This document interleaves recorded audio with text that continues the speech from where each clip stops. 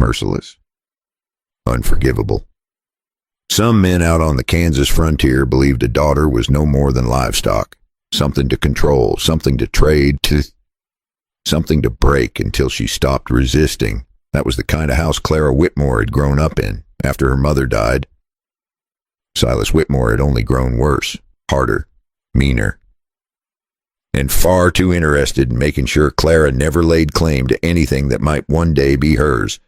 And on that summer afternoon in 1886, she believed she was about to die in the dust somewhere south of Dodge City. Wade had tried to drag her back into the wagon by force. The horse panicked.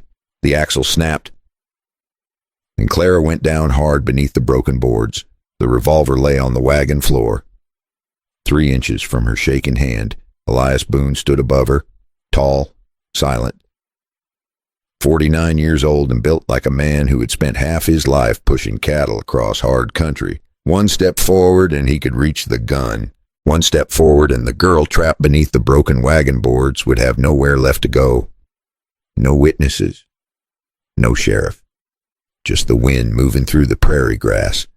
Clara tried to crawl backward, but the cracked plank pinning her leg held fast. Pain shot through her knee and she gasped. Her dress was torn along one sleeve. Dust streaked her face.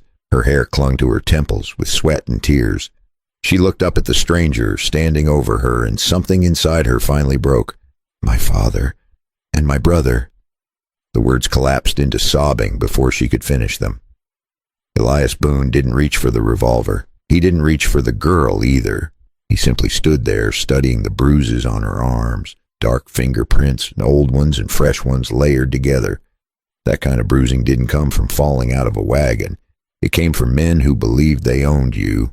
That was the horrifying part. Not what Elias Boone was about to do, what had already been done to her. A horse screamed somewhere across the prairie. Then Elias heard something worse. Hooves in the distance, coming back fast. Elias finally spoke. His voice was calm, low, the kind of voice that quieted nervous horses. I ain't here to hurt you. The girl didn't answer. Fear had hollowed her out too deeply for that. Elias crouched slowly beside the broken board, trapping her leg. I'm going to lift this plank, he said. You tell me if it hurts. She watched him carefully. Men had said gentle things to her before, usually right before they stopped being gentle, but the pressure on her leg was unbearable. After a moment, she gave the smallest nod. Elias lifted the splintered wood. The moment the weight came off her knee, she cried out and curled inward, clutching the joint. The swelling was already spreading across the kneecap. Bad, but not broken. Elias had seen worse injuries on cattle drives. What bothered him more were the marks on her wrist. Rope marks. He sat back slightly. What happened here? Clara kept staring at the revolver lying between them. For a second it seemed like she might lunge for it. Instead, she whispered again, My father. Her voice trembled. And my brother. Dust hung low on the horizon. Somebody had ridden hard along that road not long ago. He looked back at the wagon, then at the brand carved into the wooden side rail. Whitmore. Elias Boone felt a familiar weight settle in his chest. Most folks around Dodge City knew that name, and more than a few of them had learned not to ask too many questions when Silas Whitmore was in a bad mood. Silas Whitmore owned land south of the Arkansas River. A mean streak had grown in that man over the years like rot in old timber. And his son Wade was worse. Quick hands, quick temper. The kind of man who thought fear was the same thing as respect. Elias studied the girl again. You, Clara Whitmore? Her shoulders stiffened the moment he said it. She nodded slowly.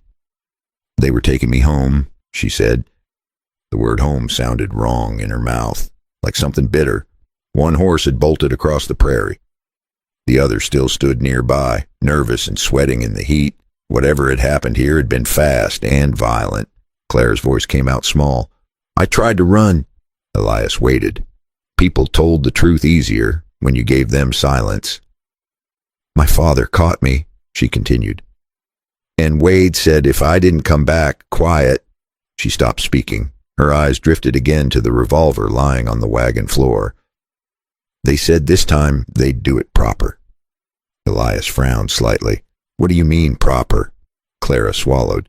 Her lips trembled. They said, if I ran again, they'd drag me back by rope if they had to. The words seemed to chill the air around them, even under the hot Kansas sun. Elias Boone had lived long enough on the frontier to know exactly what that meant. Out here, a rope could end a life quicker than any court, especially when a father claimed his daughter had shamed him. He leaned slightly and pushed the revolver farther away across the wagon boards.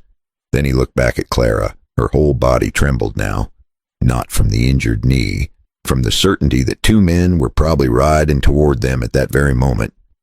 This story is inspired by old frontier accounts and retold with a few added details so the lesson, the feeling, and the human truth come through a little clearer.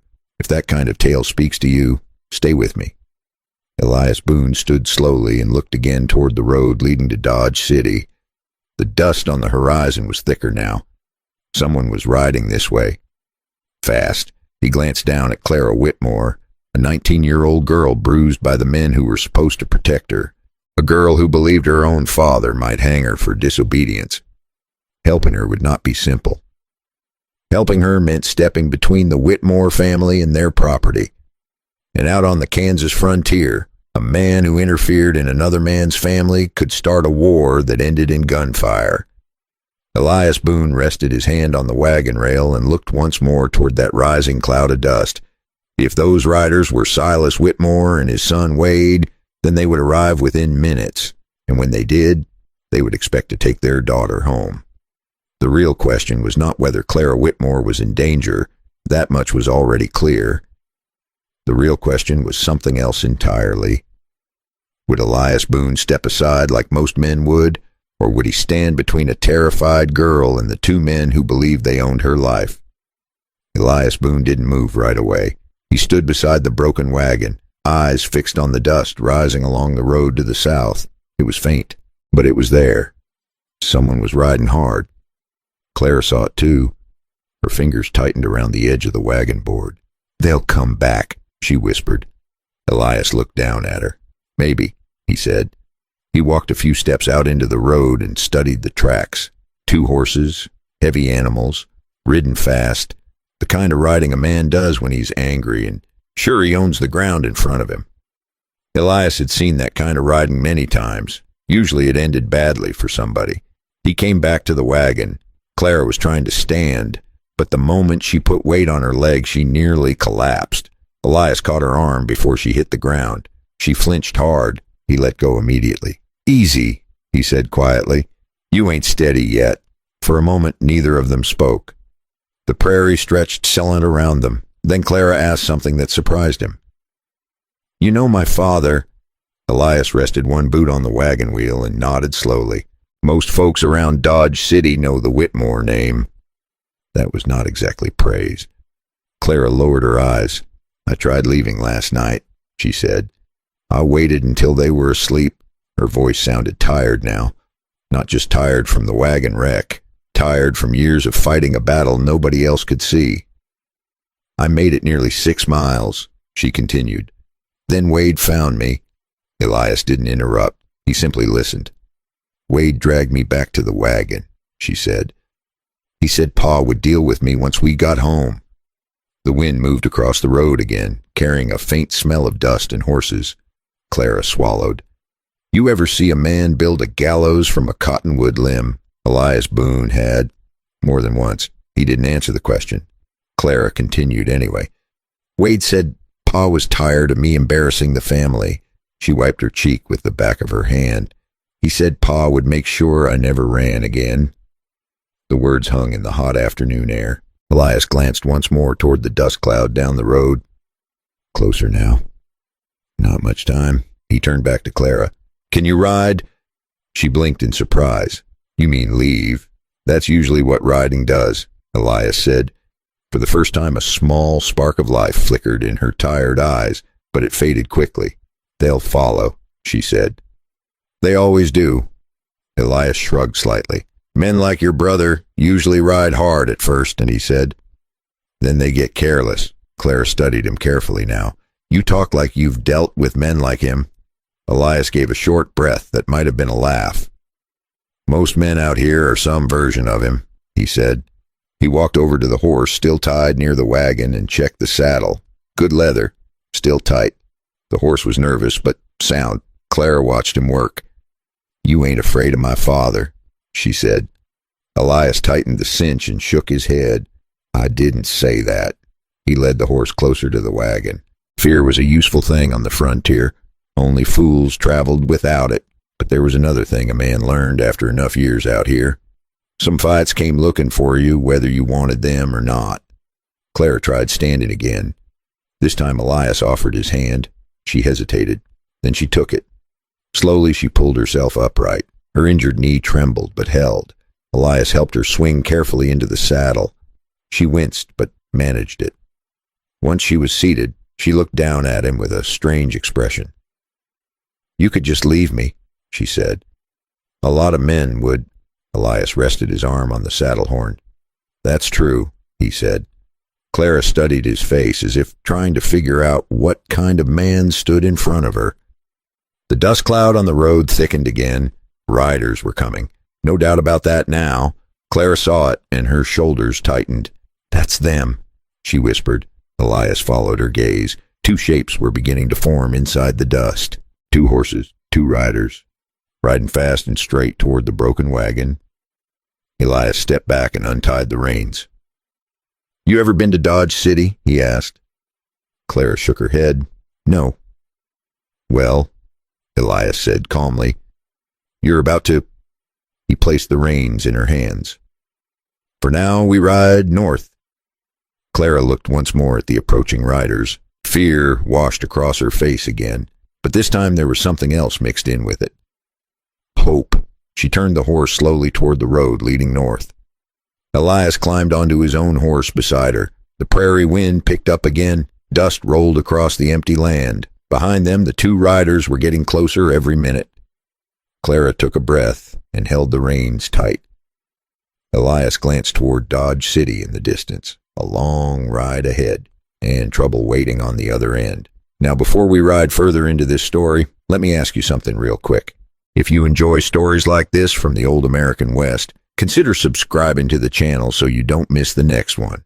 And while you listen, maybe pour yourself a cup of tea or coffee and settle in for a bit. Tell me something in the comments. What time is it where you are right now? And where in the world are you listening from tonight? I always enjoy seeing how far these frontier stories travel. Now the dust behind Elias Boone and Clara Whitmore kept rising.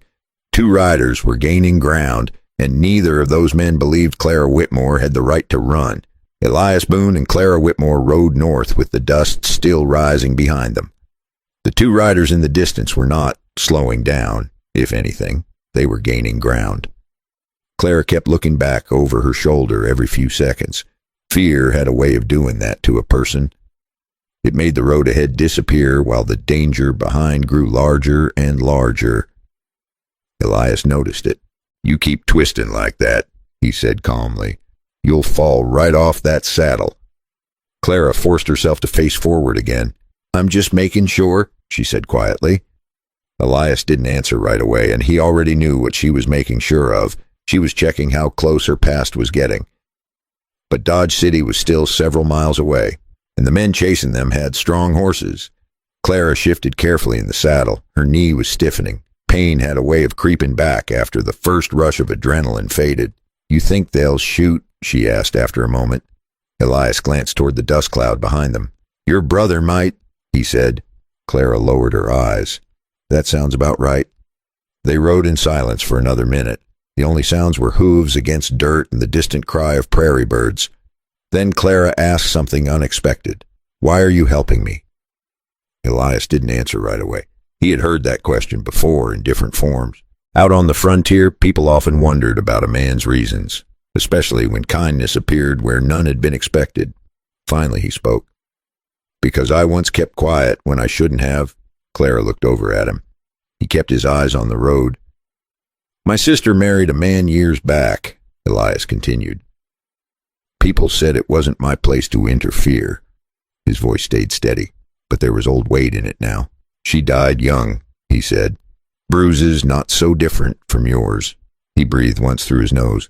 I was too far away by the time I understood what silence had cost. Clara said nothing. She did not need more than that. Some truths were easy to recognize once you had lived inside pain long enough. The dust behind them grew thicker. Clara looked back again despite herself. 2 riders were clearly visible now. Even from that distance she knew who they were. Wade Whitmore rode like a man chasing stolen cattle, fast, aggressive, certain he would get them back. Beside him rode Silas Whitmore, her father. Clara's stomach tightened. He won't stop, she whispered. Elias nodded slightly. I believe you. They reached a fork in the road where a narrow trail cut west toward the river. Elias slowed his horse. Clara looked confused. Dodge City is north, she said. It is, Elias replied. But men like your brother expect straight roads. He turned his horse down the western trail. Clara followed carefully. The path wound through taller grass and shallow dips in the land. From the main road, the trail would be harder to spot. For a few minutes, neither rider spoke. The prairie wind carried the smell of water now. They were nearing the Arkansas River. Clara finally asked another question. You live out here alone, Elias nodded. Ranch sits a few miles past the river. You ain't worried they'll find it.